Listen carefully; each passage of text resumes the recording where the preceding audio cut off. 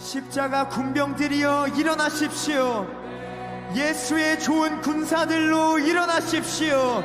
예수의 고난에 참여하고 예수를 위해 따라갈 수 있는 십자가의 군사들이 오늘 이 공간에 방송을 보는 회중들 가운데 일어날 것임을 선포합니다.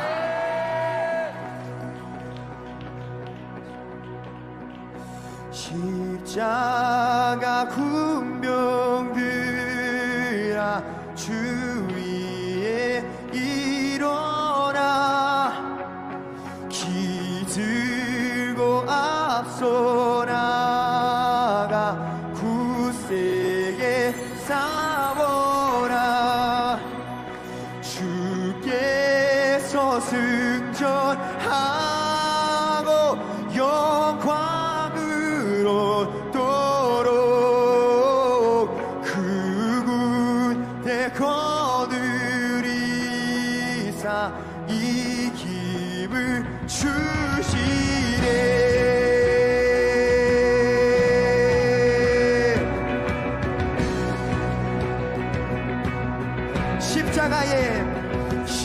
십자가 군병들아 주 위에 일어나 그 나팔 소리 듣고 곧 나가 싸워라. 수 없는 원수 앞에 주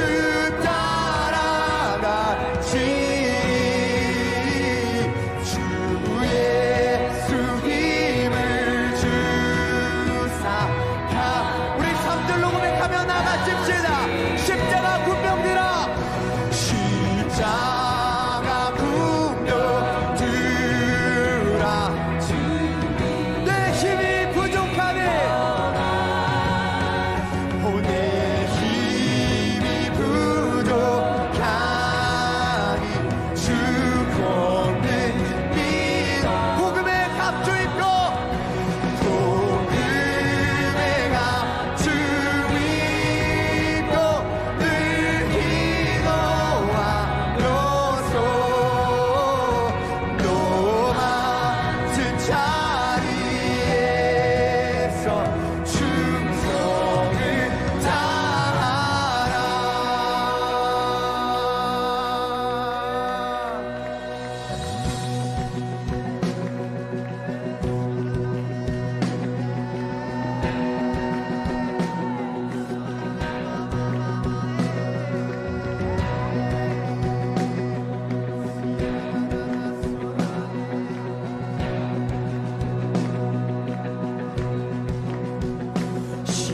십자가 군병들아 주 위에 일어나 이 날에 접전하고 곧 나가 싸우라. 십자가 군병들아 주 위에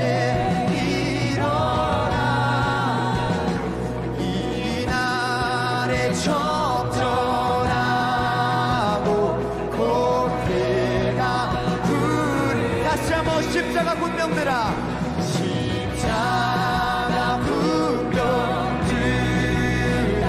주 위에 일어나 이 날에 접전하고 고대가 승전한 군사들이여 승천한 군사들을 영생을 얻으리.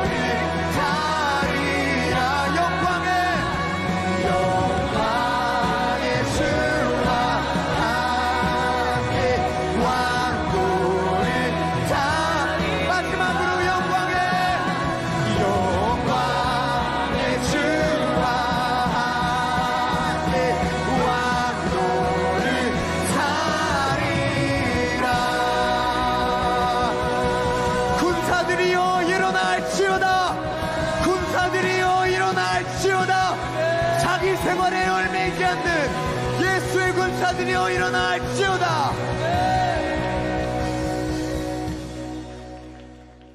출애굽기 4장 24절부터 26절까지 말씀.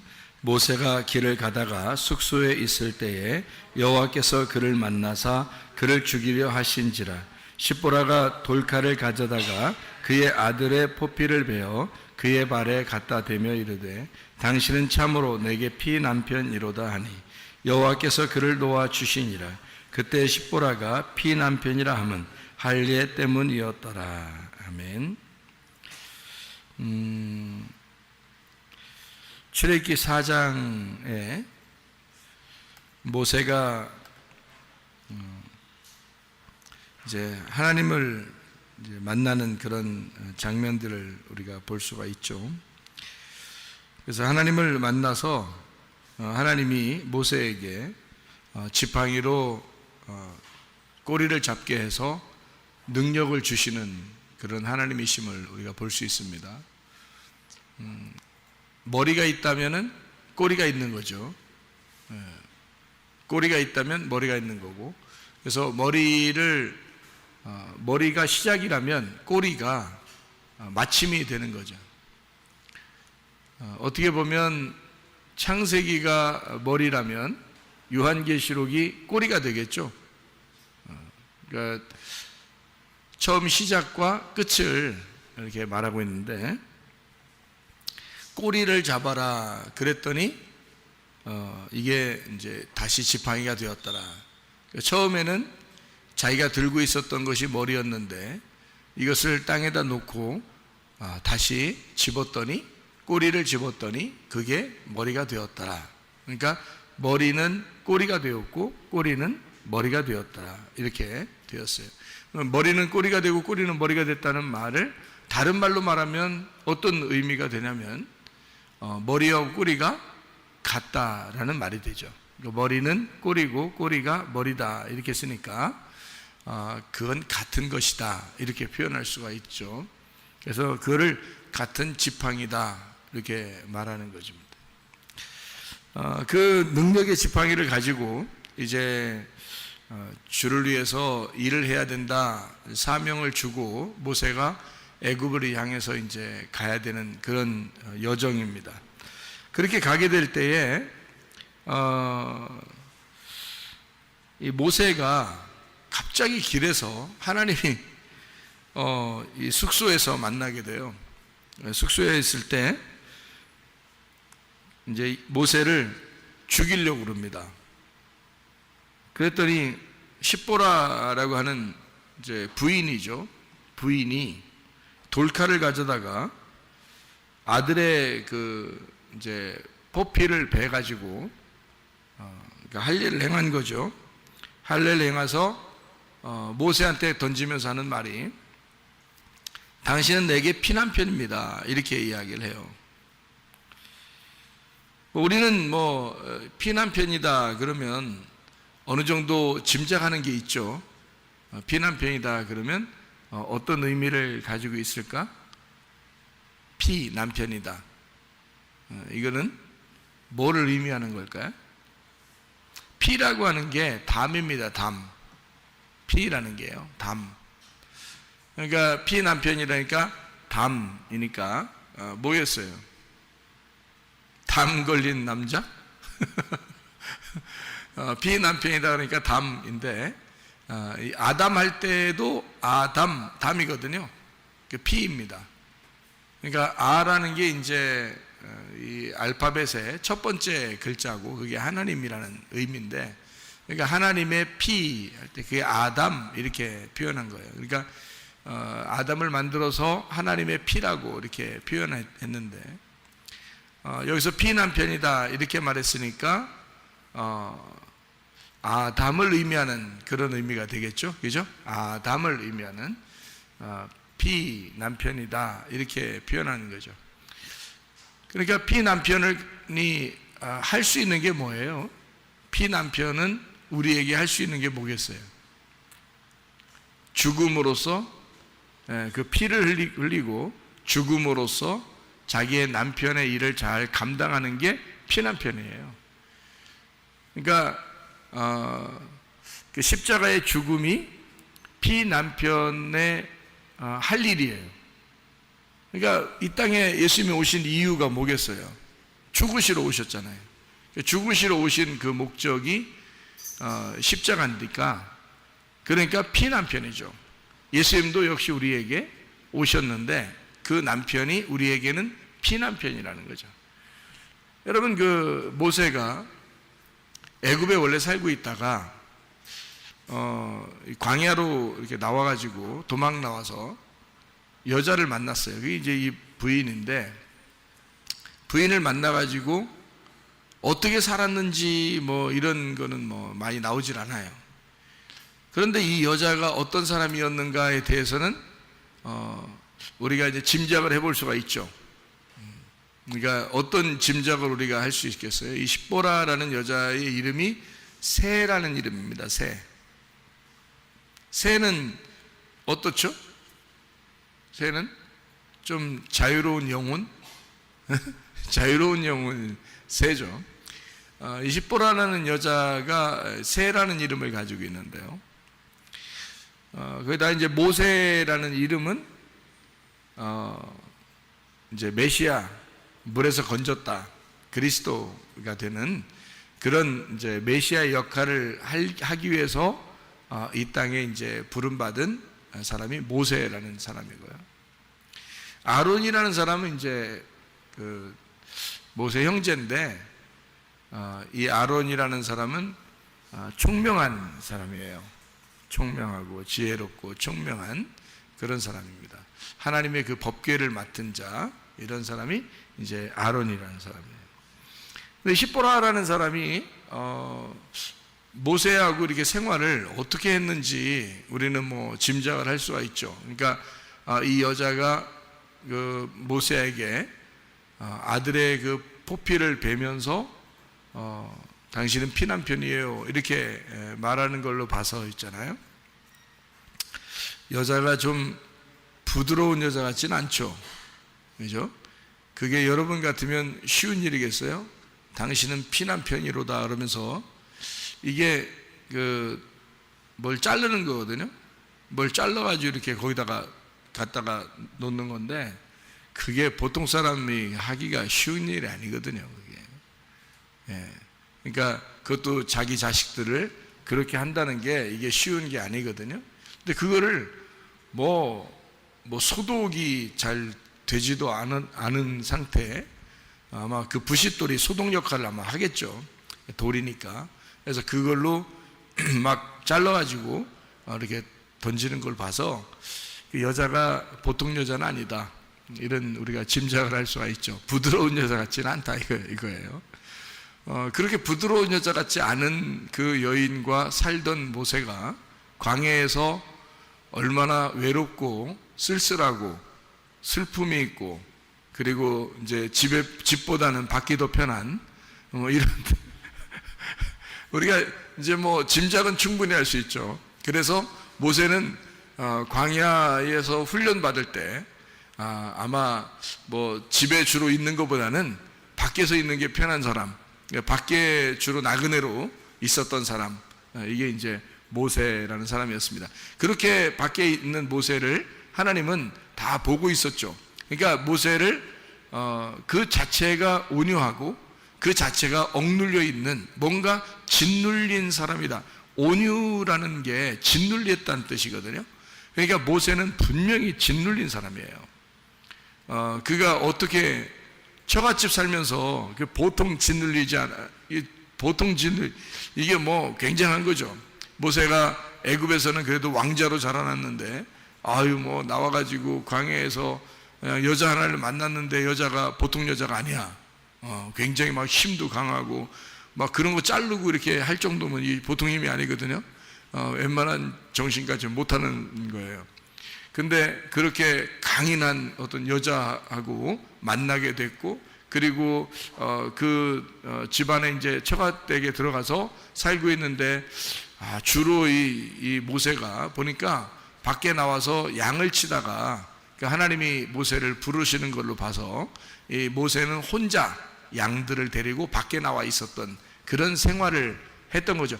만약에 그때 그 여인하고 또는 자식들하고 같이 있었다면 하나님을 같이 만났겠죠.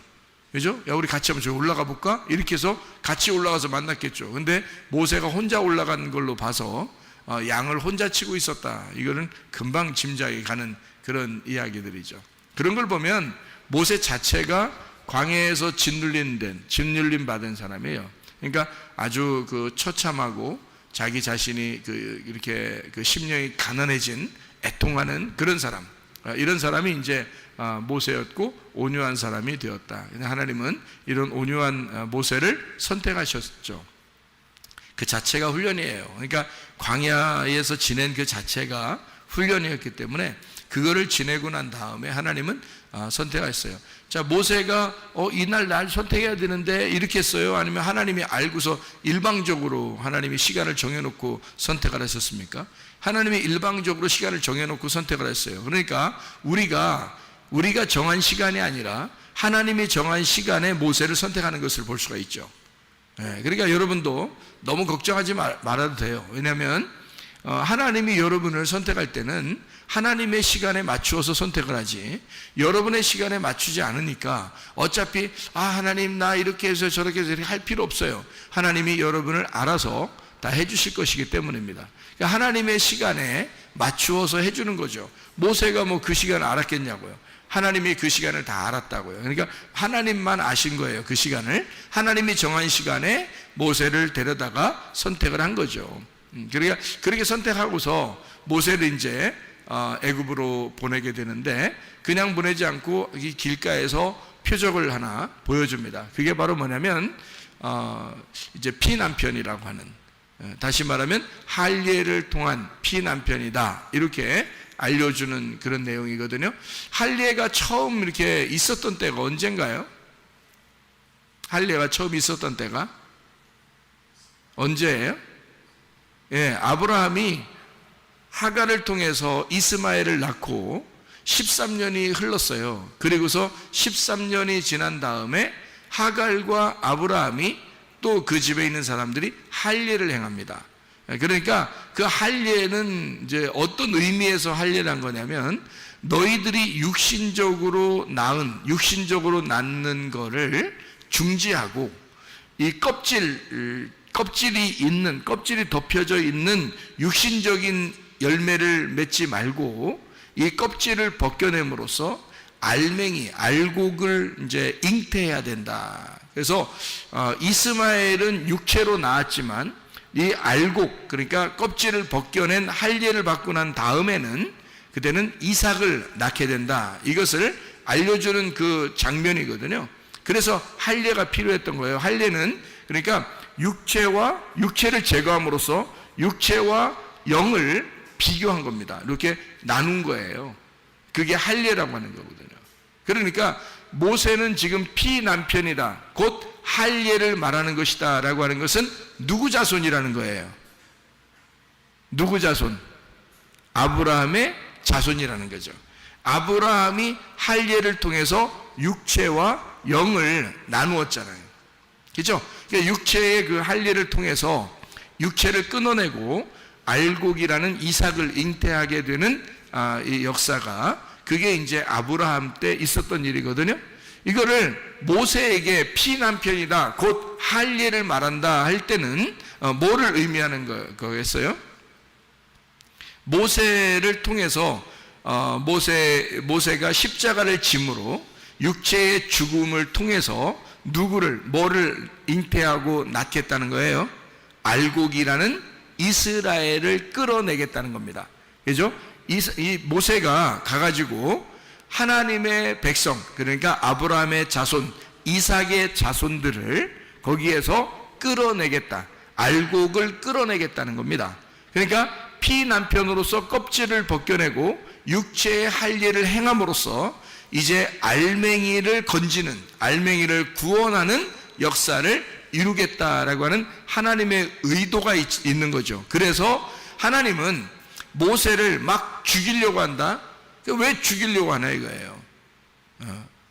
죽이려고 하는 이유는 할례 때문이에요. 할례를 받기 전과 할례 받은 후, 성경엔 할례를 받기 전을 예수님 오시기 전이라고 말할 수 있고요, 할례 받은 이후를 예수님 이후라고 말할 수 있어요.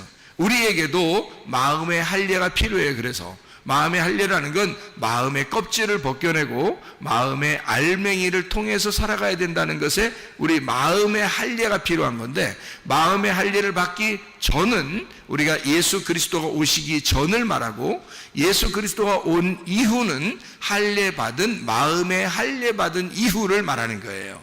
그러니까 모세는 길에서 지금 피난편으로서 할례에 대한 지금 하나님께서 가르침을 이 모세에게 해주고 있는 거죠. 육체를 제거하고 가서 알맹이를, 너의 자식들인 알맹이를 데리고 나오라는 거죠. 그러니까 모세가 메시아로서, 그리스도로서 이제 애굽에 내려가서 데리고 나와야 할 것은 껍질이 아니라 알맹이라는 이삭의 자손들을 데리고 나와야 되는 거예요. 자, 아브라함의 자손, 이삭의 자손, 아브라함과 이삭과 야곱의 자손이 어디에 있어요? 애굽에 있잖아요, 지금. 그러니까 아브라함과 이삭과 야곱의 자손이 애굽에 있다고요. 에서의 자손이 아닙니다. 이스마엘의 자손이 아닙니다.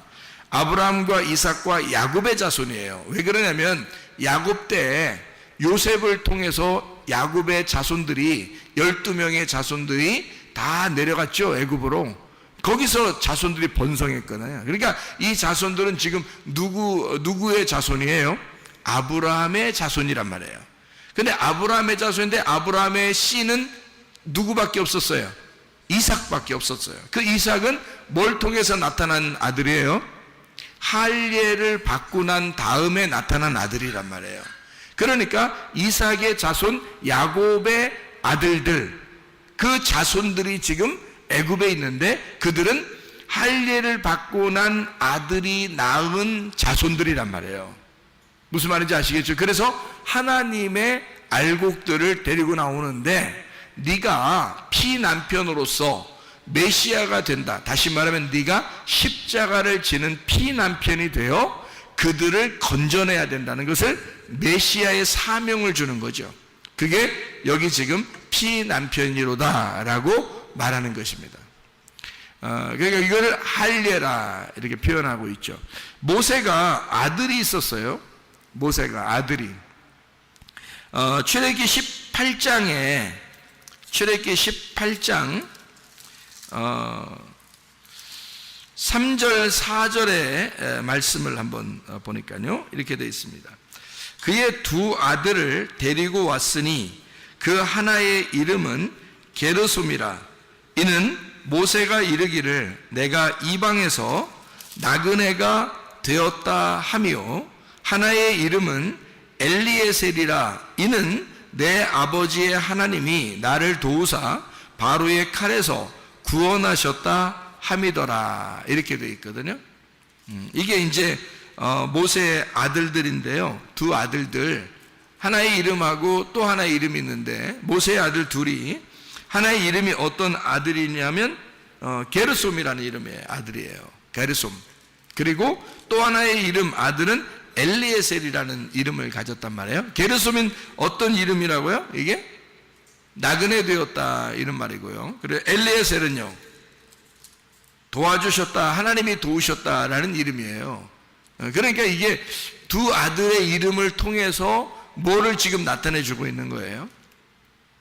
모세가 나그네였었는데 하나님이 도우셨다 이런 말이잖아요. 그죠? 이 두 아들을 통해서 그리고 이제 요셉도 애굽에 내려가서 그쪽의 제사장의 이제 딸 결혼해 가지고 요셉도요 아들을 낳습니다. 누구 낳죠? 누구 낳아요? 므낫세. 그리고 또 하나는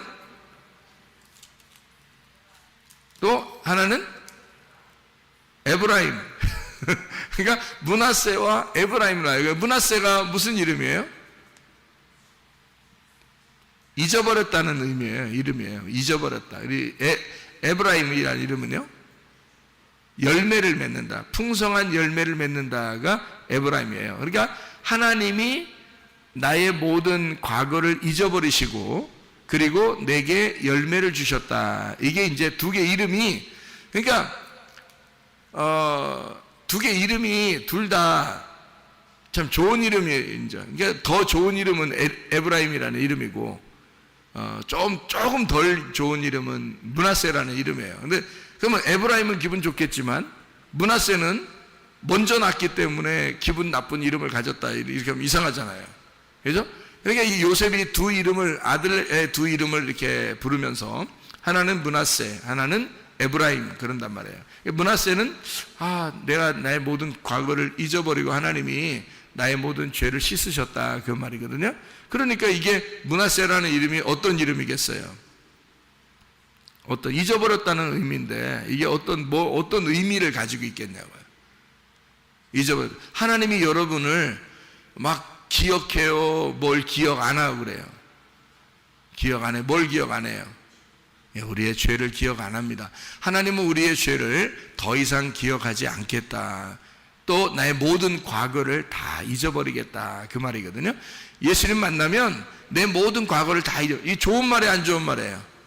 좋은 말이에요. 그러니까 므낫세가 무슨 이름이냐면 한마디로 말하면 죄 사함이라는 이름을 가진 이름이에요. 죄 사함. 그게 므낫세라는 이름이에요.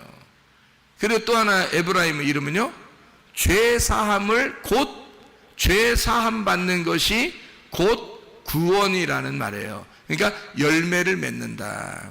그리스도의 열매가 되었다. 그러니까 하나님이 내 죄를 다 잊어버리시니까, 내 모든 과거를 다 잊어버리니까, 내 모든 고통을 다 잊어버리니까, 그러니까 내게 열매를 주셨다. 내게 구원이라는 열매를 주셨다. 이게 두 개가 이름이 합쳐져야 하나가 되는 거예요.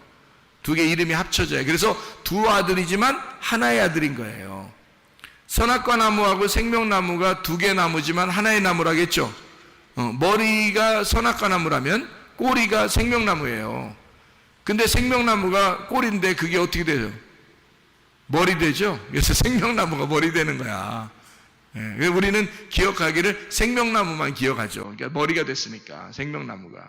근데 원래는 생명나무가 뒤에 나오는 거죠. 선악과 나무가 앞에 나오는 거고.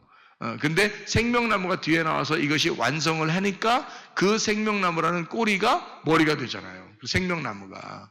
그렇게 성경이 이렇게 되는 거죠. 그러니까 므낫세가 원래 장자인데 에브라임이 둘째 아들인데 둘째 아들이 장자처럼 되는 거예요. 그 말은 어떻게 되냐면 이 므낫세를 통해서 시작을 했지만 에브라임을 통해서 완성한다는 얘기거든요. 그러니까 둘이 하나야. 이게 엄청 놀라운 얘기들이란 말이에요. 여기서 모세가 아들을 낳았는데요, 둘을 낳았어요. 참 희한하죠. 요셉도 아들 둘 낳았는데 모세도 아들을 둘 낳았어요. 참 둘 다 메시아 같으신 분들입니다. 요셉도 이스라엘 백성들, 자기 가족들을 다 구원하는 메시아 같은 존재고요. 모세도 역시 이스라엘 백성들을 구원하는 메시아 같은 존재란 말이에요. 모세라는 이름이 메시아라는 이름하고 같은 단어를 쓰거든요. 그러니까 이 모세가 메시아. 그러니까 이 모세의 아들이 딱 둘인데 하나는 게르솜, 하나는 엘리야살이라는 이름이란 말이에요. 그러니까 게르솜과 엘리야살은 어떻게 해요? 둘이 나누어져야 되겠어요? 둘이 같아져야 되겠어요? 같아져서 이해를 해야 된다는 거죠. 그러니까 게르솜은 이게 나그네가 되었다는 얘기고 엘리야살은 하나님이 도우셨다는 얘기가 됐어요. 그러니까 하나님이 내가 나그네인데, 내가 인생의 나그네를 살고 있는데, 내가 이방 땅에서 나그네로 살고 있는데 하나님이 나를 도우셨다, 이렇게 되는 거죠. 그러니까 내가 나그네로 이 땅에 던져졌는데 여러분과 제가 다 인생의 나그네입니다. 이 땅에 사는 그 존재가 다 나그네예요. 우리는요. 그런데 하나님이 우리를 도우셨다. 그러니까 게르솜, 엘르아살이란 말이에요. 그러니까 우리 인생들은 다 뭐라고요? 게르솜, 엘르아살이란 말이죠. 우리는 나그네인데 하나님의 도우심이 있다, 이런 말이죠. 그러니까 이렇게 하나님의 백성들이 하나님께서 우리를 이렇게 나그네 같은 우리 인생, 다시 말하면 모세를 통해서 이제 그 두 아들이 설명해 주죠. 이스라엘 백성들이 애굽에서 사실은 주인이 아니라 나그네거든요. 거기서도 모세가 그걸 똑같이 사는 거예요. 광야에서. 그게 훈련이야. 인생을 그렇게 살아본 사람이 그렇게 쓰임받는 겁니다.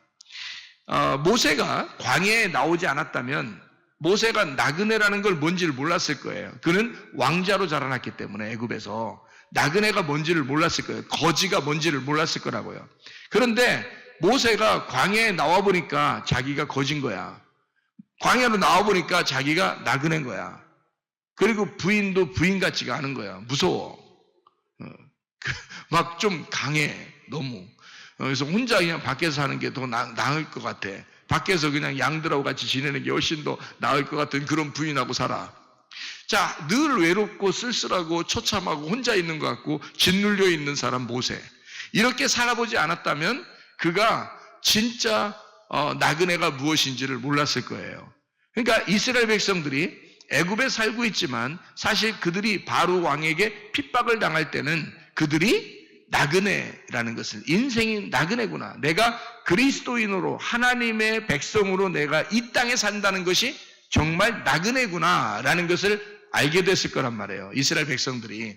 그런 모세가 나그네의 생활을 광야에서 했고 그 하나님이 자기를 그 광야에서 하나님이 자기를 늘 함께 있었다라고 하는 것을 깨닫고 하나님을 만났을 때 하나님이 내가 너를 사실 이렇게 이 광야에서 불러서 너를 하나님의 사람으로 세우려고 사명자로 하나님의 그릇으로 세우려고 너를 이 땅에 불렀었던 거야. 내가 너와 늘 같이 있었어.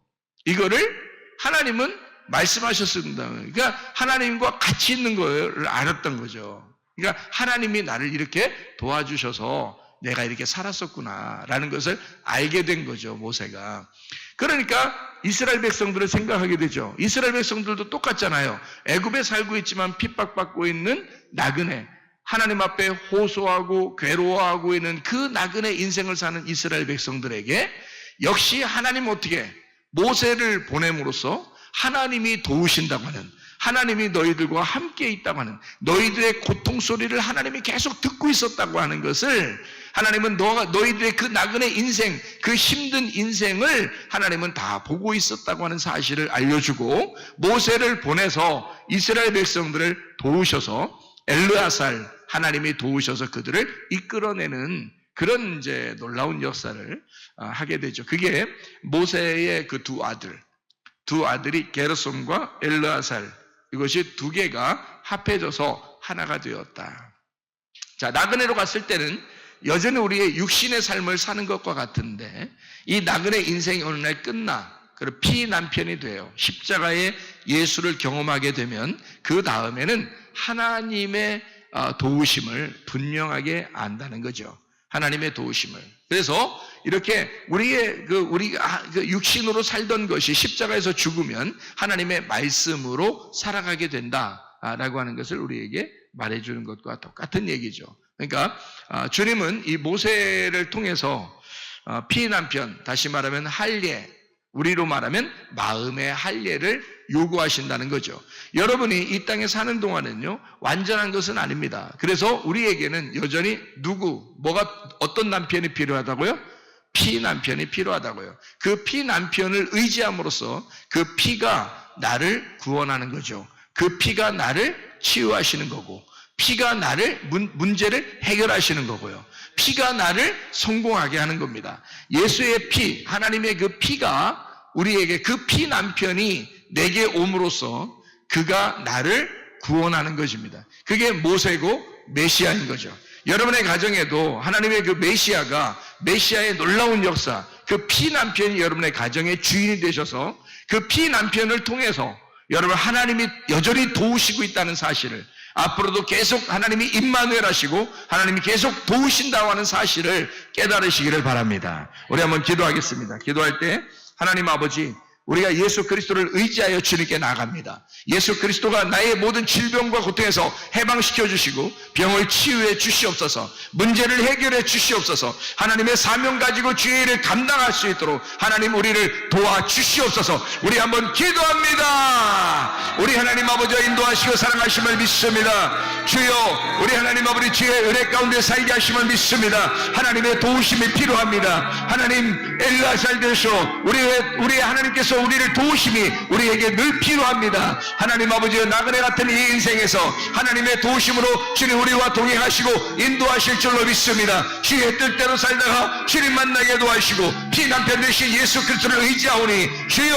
우리의 모든 질병과 대사병 받게 하시며 가정 모든 문제를 해결되게 하시고 성령을 기름 부시고 예수의 축복이 넘치게 도와 주시옵소서. 비염은 떠나갈지어다. 아토피 떠나갈지어다. 오이장병 떠나갈지어다. 어지럼증 사라질지어다. 두통은 사라질지어다. 류마티스 관절염 떠나갈지어다. 어깨 통증 사라질지어다. 허리 디스크 떠나갈지어다. 목 디스크 떠나갈지어다. 심장병 온전해질지어다. 각종 종의 암덩어리 떠나갈지어다. 감기 몸살 온전해질지어다. 협착증 사라질지어다. 건선피부 온전해질지어다. 이명은 사라질지어다. 자가면역 질환 온전해질지어다. 식도염 사라질지어다. 요런 녀석 떠나갈지어다. 전립선 온전해질지어다.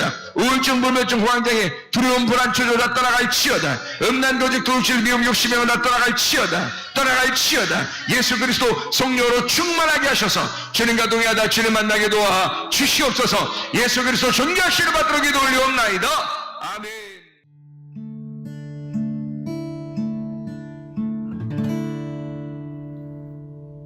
내 속에 내가 너무도 많아서 당신을 쉴 곳 없네. 내 속에 헛된 바램들로 당신을 편할 곳 없네. 내 속에 내가 어쩔 수 없는 어둠 당신을